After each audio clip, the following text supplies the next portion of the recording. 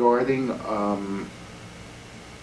it was actually the first grant given to outreach into the black gay community regarding AIDS. And I had been in contact with Steve and Reggie, and the first, there were 4 chapters that were regarded as prototype chapters for work by the National Association. It was San Francisco, Los Angeles, I believe New York, and Memphis, and because of the work that we had been doing on the local level. And what happened was we got this grant, and all of a sudden we had to get other people involved because this was for the National Association.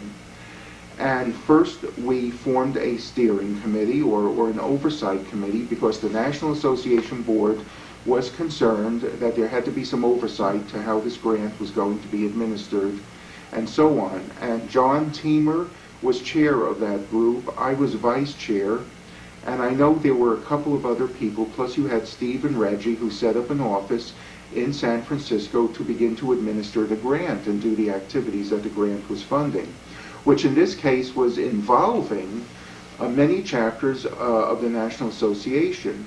So there were several meetings in 1988 and 1989 that brought representatives from many of the chapters to places like San Francisco or Washington to participate as the task force in terms of education and outreach.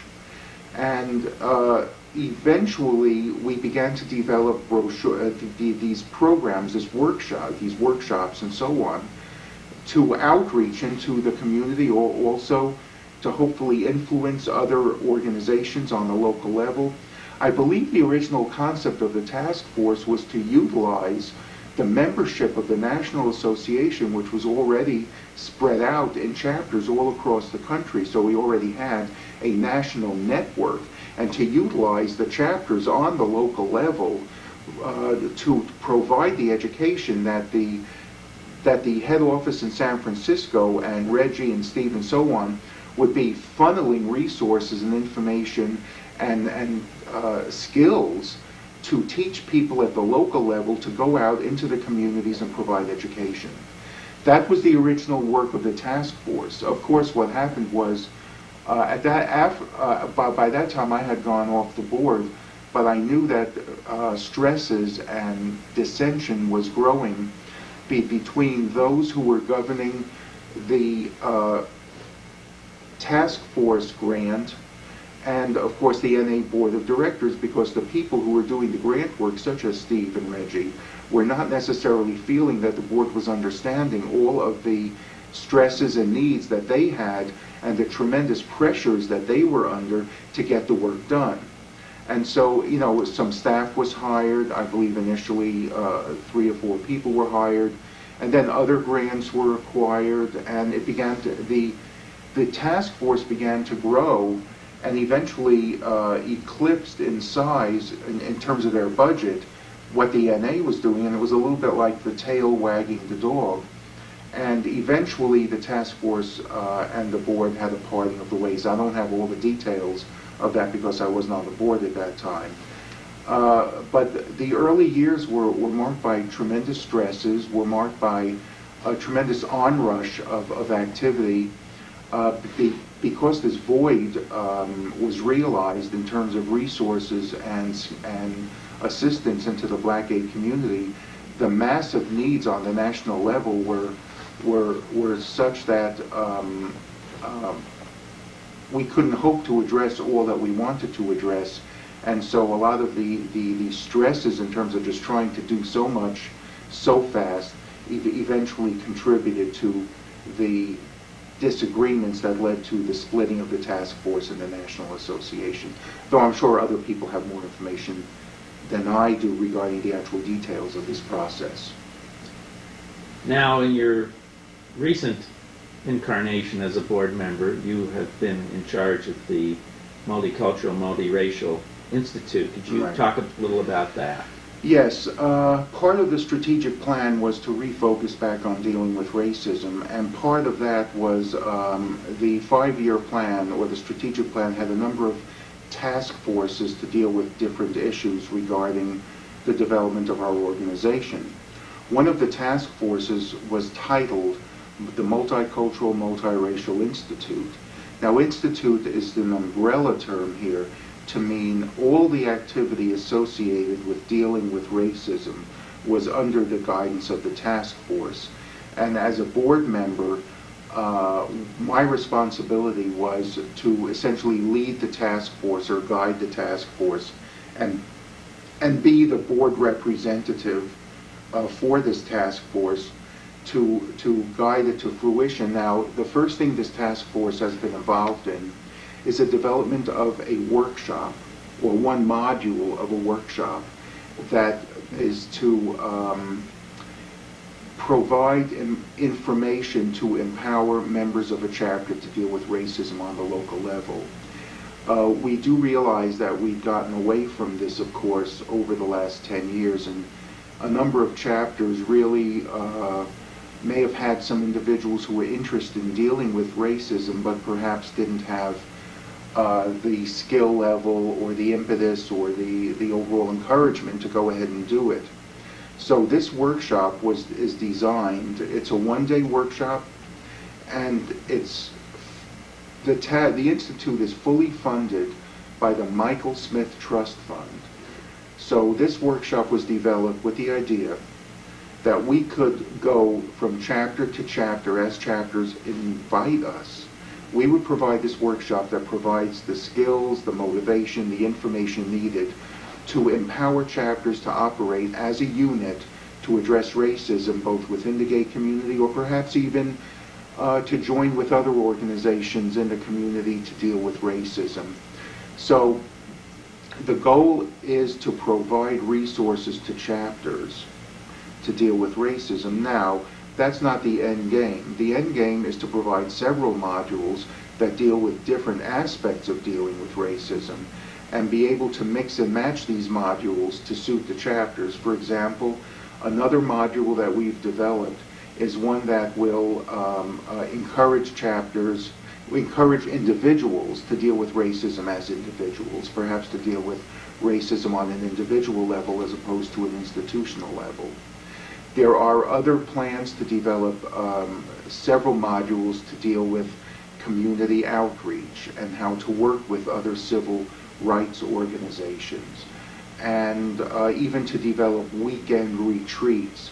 So the overall objective here is to develop a series of workshops that will operate as resources for chapters, and that since the Institute is already fully funded through the Michael Smith Trust Fund, hosting these workshops would not cost chapters any money, that all expenses would be picked up by the Institute or by the National Association, and simply be a wonderful resource for these chapters to use if they're interested in regaining that momentum and that focus to fight racism. We have facilitators who are in place. They're very experienced.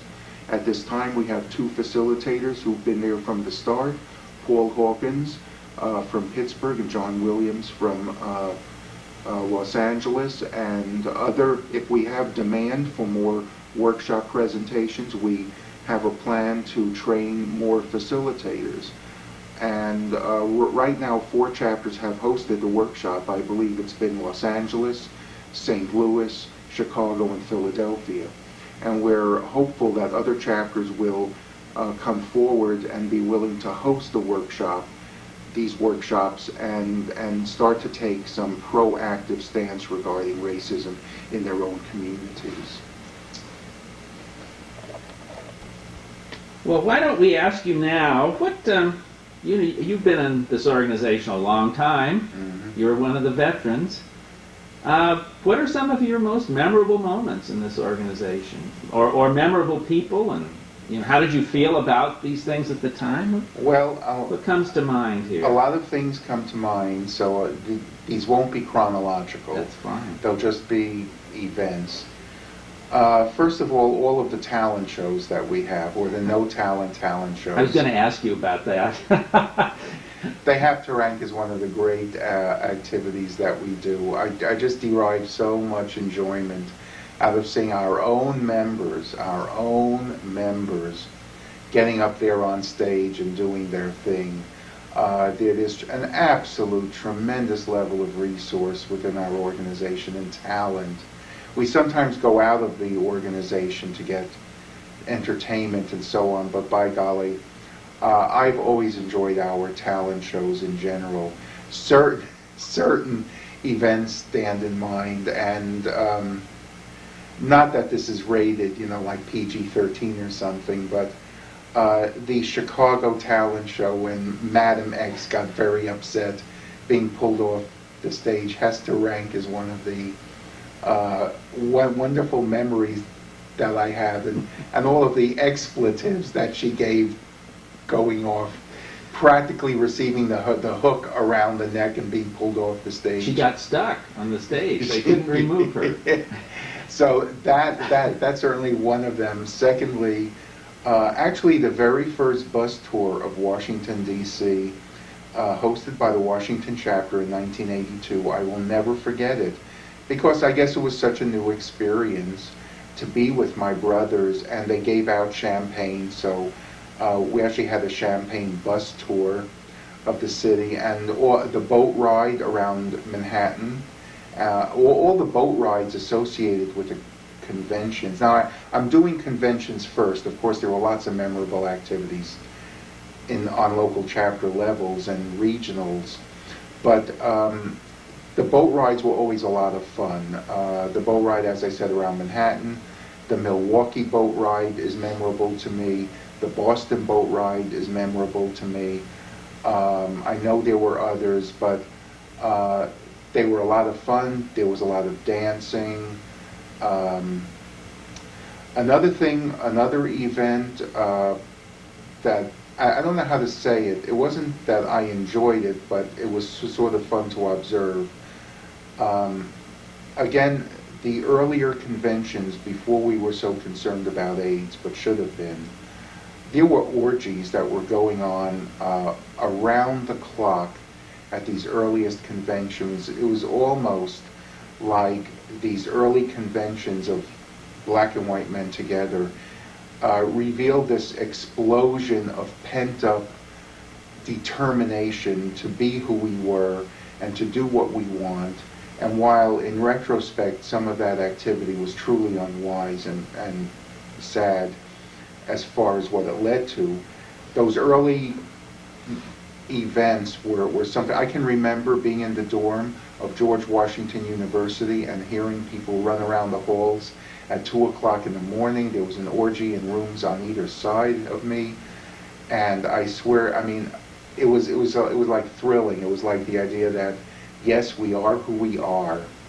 Another great moment to me was when John Bush started his fundraising, where he would exorcise the bad feelings in these early conventions, and we throw up our hands, and he'd be able to raise $6,000 or $8,000 or $10,000. I mean, John was absolutely a tremendously, wonderfully talented fundraiser, among other qualities that he has.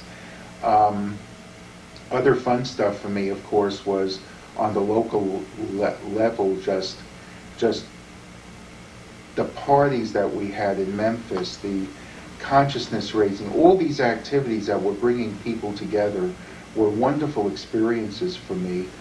I also know that Michael Warner did a fundraising in drag, and he was very funny. I mean, he was truly an ugly drag person or a cross-dresser, but he raised money. I think back so fondly on the thousands of hours that people gave because their hearts were in this, and it's almost too numerous to mention, but even marching in the 1987 March on Washington, when the NABWMT had a very big contingent. Also participating in the Chicago Gay Pride March was very pivotal, and the New York Gay Pride March.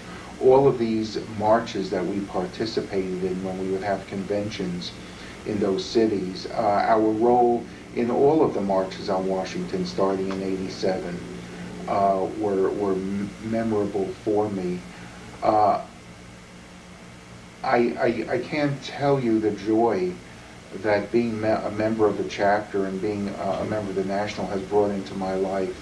The wonderful people that I've known, the hardworking people that I've known, the humor that we give to each other and the support that we give to each other has been a constant source of enjoyment for me.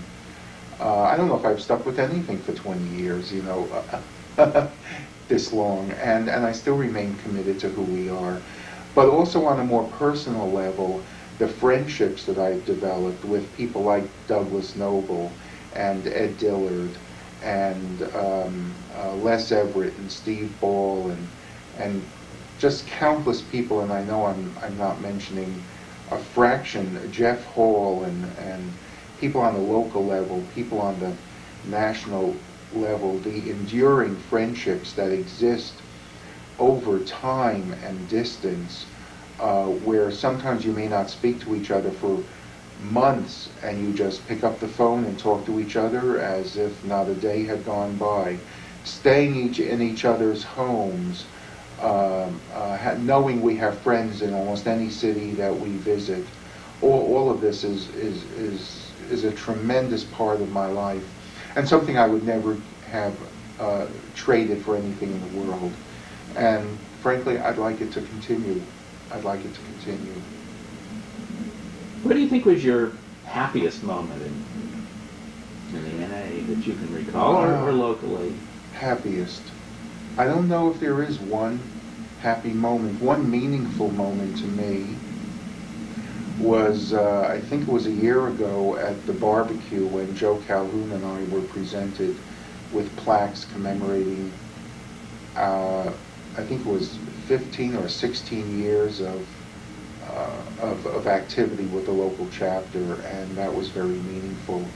Another meaningful time for me was at the convention in 1984 in Atlanta, which I'd like to add one piece of lost history is that Memphis was actually a co-hosting chapter for that convention. But it was held in Atlanta, so everyone forgets Memphis had a role. And it was when I got recognition at the convention and received a plaque or an award for my role on the convention planning committee. That was very memorable to me. But happy, there have been so many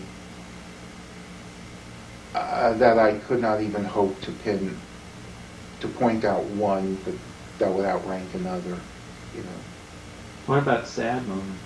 Sad moments were the memorial services starting, I don't know when the first one was, it may have been Milwaukee or Los Angeles, the very first memorial service that was held. I think it was Los Angeles. And every year after that were always constant, sad reminders of the people we lost, the wonderful people that we lost, the terrible toll that AIDS took. The reminder that I'm part of a generation that lost half my friends to AIDS, that can never be recovered, and that time will never totally heal that loss. I think as a man in my 30s and 40s, into my 50s, I felt the losses that people should not feel until they're in their 70s and 80s. And I think the overall sadness there is the realization of the loss of just wonderful human beings, and the idea that we've paid a terrible price as a generation of gays, especially gay men and women. We've paid a terrible price. But also there's even a silver lining to that. There's a remarkable number of people who were members of the National Association and local chapters who, when they died, wanted to be buried with their NA t-shirts or some remembrance of their participation in our organization, which shows how strong the commitment and bonding and love for this organization was.